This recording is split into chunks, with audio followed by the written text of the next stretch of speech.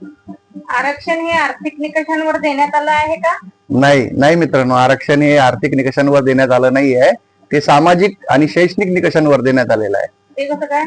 मित्रांनो, त्यासाठी आपल्याला जे भारताचं संविधान आहे त्याच्यामध्ये जे आरक्षण अनुच्छेद 16 अंतर्गत देण्यात आले ते वाचावं लागेल. अनुच्छेद 16 काय सांगतो मित्रांनो, राज्याच्या नियंत्रणाखाली कोणत्याही पदावरील सेवा योजना किंवा नियुक्ती या संबंधी बाबीमध्ये सर्व नागरिकांना समान संधी असेल. याचा अर्थ काय? मित्रांनो, याचा अर्थ असा होतो की संविधान फक्त समानता सांगत नाही, ते दर्जाची समानता सुद्धा मान्य करते, संधीची समानता सुद्धा मान्य करते. जे लोक आरक्षण ज्यांना मिळतंय ते गरीब आहेत म्हणून त्यांना आरक्षण नाहीये, तर त्यांचं प्रतिनिधित्व या व्यवस्थेमध्ये नाहीये म्हणून त्यांना आरक्षण आहे. आता महिलांची गोष्ट आपण करूया.